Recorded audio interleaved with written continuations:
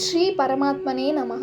అర్జునుడు కృష్ణుడితో అంటున్నాడు, కృష్ణయ్య, ఈ యుద్ధం జరిగిన తర్వాత మన వాళ్ళందరూ ప్రాణాలను కోల్పోయిన తర్వాత వచ్చే ఈ రాజ్యము, భోగము, సుఖము నాకు అసలు అక్కరే లేదు. వాళ్ళందరూ లేనప్పుడు ఈ రాజ్యాన్ని, సుఖాన్ని, భోగాల్ని తీసుకొని నేనేం చేసుకోవాలి? అసలు ఈ రాజ్యాలు కానీ, భోగాలు కానీ, సుఖాలు కానీ ఎందుకు కోరుకుంటున్నాం? మన వాళ్ళ కోసం కోరుకుంటున్నాం. అలాంటప్పుడు మన వాళ్ళే యుద్ధం కోసము వాళ్ళ ప్రాణాలను సైతం లెక్క చేయకుండా యుద్ధం చేయడానికి సిద్ధంగా ఉన్నారు. వీళ్ళందరూ ఈ యుద్ధంలో ఎంతోమంది ప్రాణాలు కోల్పోతే ఇంక ఈ రాజ్యాల్ని, భోగాల్ని ఎవరి కోసం మనం పోరాడి తీసుకొచ్చినట్లు? అసలు వ్యర్థం కదా.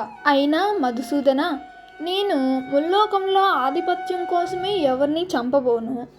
అలాంటిది ఈ భూమండలంలో రాజ్యం కోసం ఎవరినైనా ఎలా చంపగలను? అలా అని ఎవరైనా రాజ్యకాంక్షతో నన్ను ఎవరైనా చంపాలనుకున్నా కూడా నేను వాళ్ళని చంపడానికి నా మనసు రాదు, నేను చంపలేను. ఇక్కడ ఇంకోటి ఏంటంటే, అర్జునుడి పాయింట్ ఆఫ్ వ్యూలో భూమిని లాక్కునేవాడు, ఏదన్నా ఆయుధాన్ని యూజ్ చేసి చంపేవాడు, స్త్రీని అపహరించేవాడు, ధనాన్ని అపహరించేవాడు, విషాన్ని పెట్టేవాడు, వీళ్ళని ఆతతాయులు అంటారు. ఇవన్నీ దుర్యోధనుడు చేశాడు. స్త్రీని అపహరించాడు, అంటే ద్రౌపదీదేవిని అపహరించాడు. రాజ్యాన్ని తీసుకున్నాడు, మోసం చేసి మరీ తీసుకున్నాడు. విషాన్ని భీముడికి పెట్టి చంపాలనుకున్నాడు. ఇంకా ఆయుధాన్ని యూజ్ చేసి చంపాలనుకున్నాడు.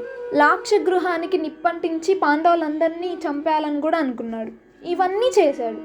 ఈ 6 లక్షణాలు కలిగిన వాడు పెద్ద పాపి, అంటే దుర్యోధనుడు పెద్ద పాపి అని అర్థం.